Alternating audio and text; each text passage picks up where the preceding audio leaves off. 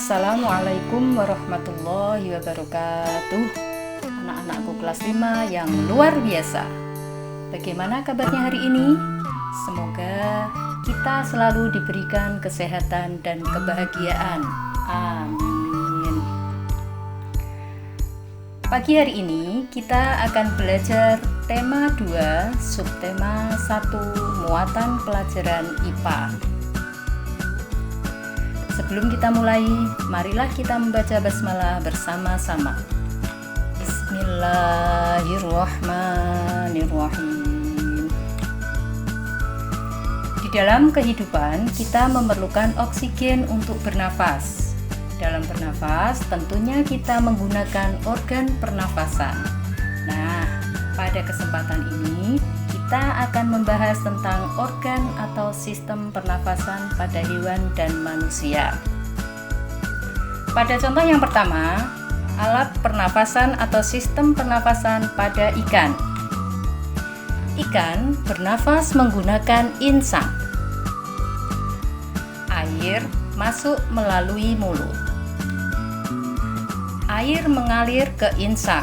Oksigen di dalam air diikat oleh darah di pembuluh darah pada insang. Karbon dioksida dikeluarkan bersama air melalui insang. Contoh yang kedua adalah alat pernafasan pada cacing tanah. Cacing tanah bernafas menggunakan permukaan kulit. Udara masuk melalui kulit. Kemudian oksigen diikat oleh darah di pembuluh darah. Karbon dioksida keluar melalui kulit.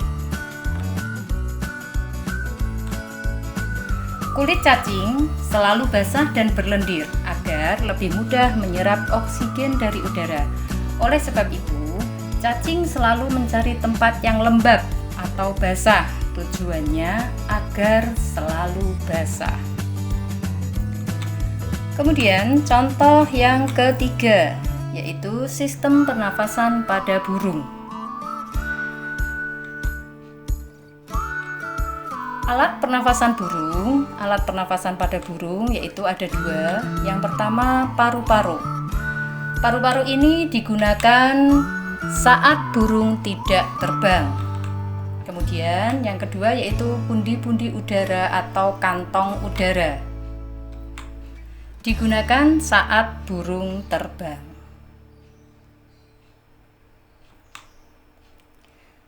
Selanjutnya, sistem pernafasan pada katak.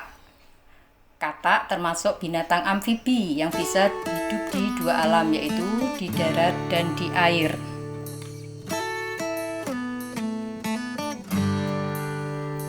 Katak bernafas menggunakan paru-paru dan kulit. Saat masih kecebong atau berudu, katak bernafas dengan menggunakan insang. Setelah menjadi katak dewasa, bernafas dengan paru-paru dan kulit.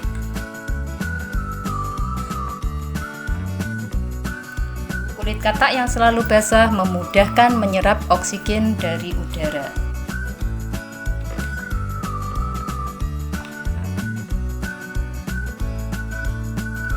Contoh berikutnya adalah alat pernafasan pada reptil. Reptil adalah hewan yang merayap atau melata. Contohnya kadal, buaya, cicak, dan lain-lain. Udara masuk melalui hidung, kemudian masuk ke batang tenggorok, kemudian ke paru-paru. Keunikan dari hewan reptil ini adalah memiliki katup pada saluran pernafasannya. Jadi di saat binatang reptil ini berada di dalam air, maka katup yang ada pada saluran pernafasannya akan menutup secara otomatis, sehingga air tidak bisa masuk ke dalam paru-paru.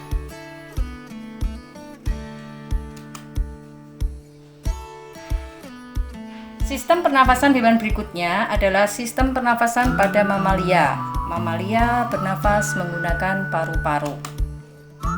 Mamalia terbagi menjadi dua, yaitu mamalia darat. Contohnya kambing, kuda, kucing, dan lain-lain.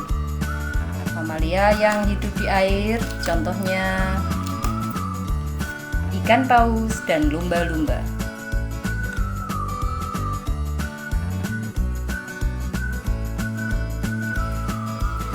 Mamalia adalah hewan yang menyusui anaknya.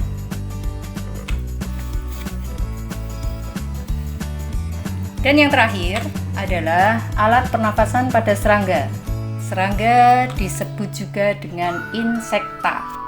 Seperti pada hewan lainnya, serangga juga bernafas menghirup oksigen dan menghembuskan karbon dioksida. Namun, alat pernafasan pada serangga berbeda dengan hewan yang lainnya. Alat pernafasan serangga berupa trakea. Apa itu trakea? Trakea adalah pembuluh-pembuluh halus yang bercabang dan memenuhi seluruh bagian tubuh serangga, kemudian bermuara di stigma. Proses pernafasannya yaitu udara masuk melalui spirakel. Udara mengalir ke trakea. Terjadi pertukaran oksigen dan karbon dioksida di trakeola. Karbon dioksida mengalir ke trakea. Karbon dioksida keluar melalui spirakel. Demikian tadi alat pernafasan pada hewan. Selanjutnya kita akan membahas alat pernafasan pada manusia. Alat pernafasan manusia terdiri dari hidung, faring, laring, trakea, bronkus, dan paru-paru.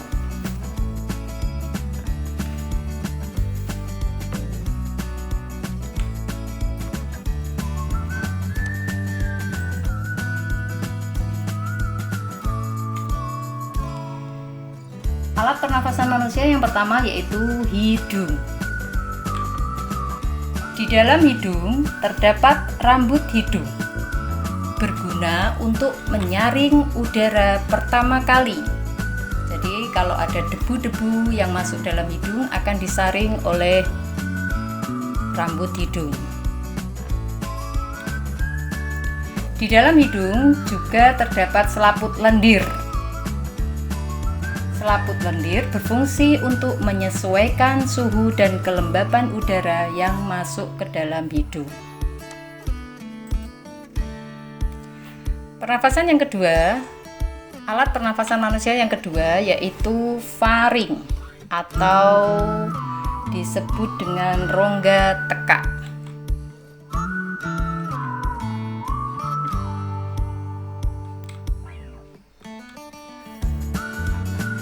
Faring yaitu persimpangan antara saluran pernafasan dan saluran pencernaan. Di dalam faring terdapat epiglotis yang berfungsi sebagai pembatas antara saluran pernafasan dan pencernaan.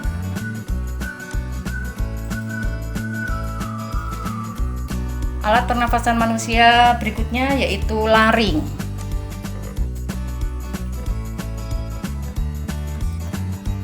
Laring atau tekak atau jakun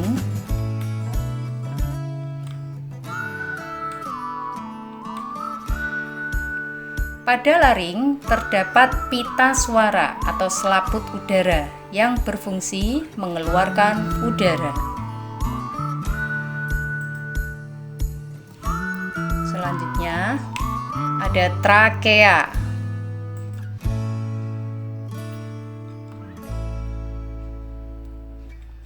Trakea atau batang tenggorokan.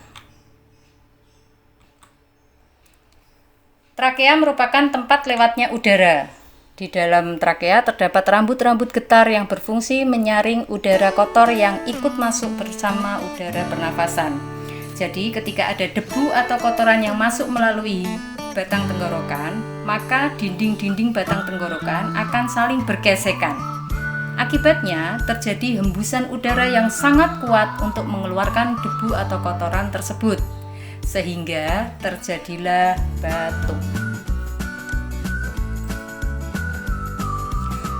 Alat pernafasan manusia selanjutnya yaitu bronkus.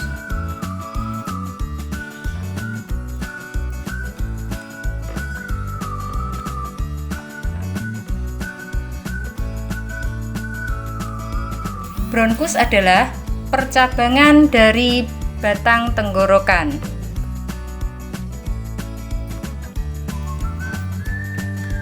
Bronkus berfungsi mengalirkan udara dari batang tenggorokan masuk ke paru-paru. Bronkiolus adalah cabang dari bronkus. Alveolus merupakan gelembung-gelembung kecil yang berada di akhir percabangan bronkiolus.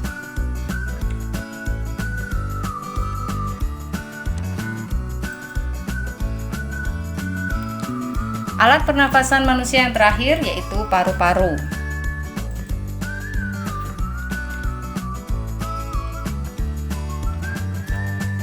Paru-paru terdiri dari dua bagian, yaitu bagian kanan dan bagian kiri.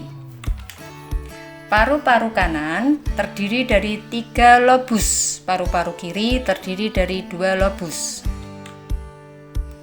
Bagian dalam paru-paru dibagi menjadi 3, yaitu bronkus, bronkiolus, dan alveolus. Alveolus berfungsi sebagai tempat pertukaran oksigen dan karbon dioksida. Paru-paru dilindungi oleh selaput yang disebut pleura.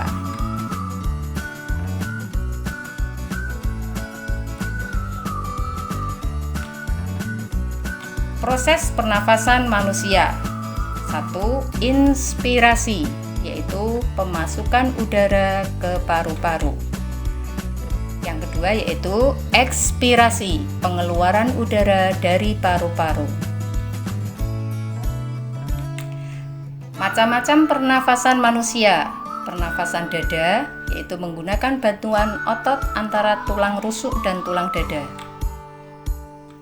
Yang kedua, pernafasan perut menggunakan bantuan diafragma. Diafragma adalah sekat atau pembatas yang menghubungkan rongga dada dengan perut.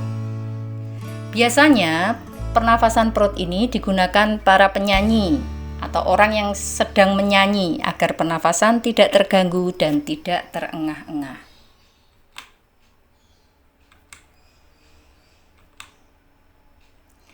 Nah, anak-anakku, demikian tadi pembelajaran muatan pelajaran IPA tema 2 subtema 1 tentang alat pernafasan hewan dan manusia. Setelah ini akan di-share tugas online. Anak-anak kerjakan dengan sungguh-sungguh ya. Sebelum kita akhiri, marilah kita membaca hamdalah bersama-sama. Alhamdulillahirabbil alamin. Terima kasih atas perhatian anak-anak semua. Tetap semangat belajar ya. Wassalamualaikum warahmatullahi wabarakatuh.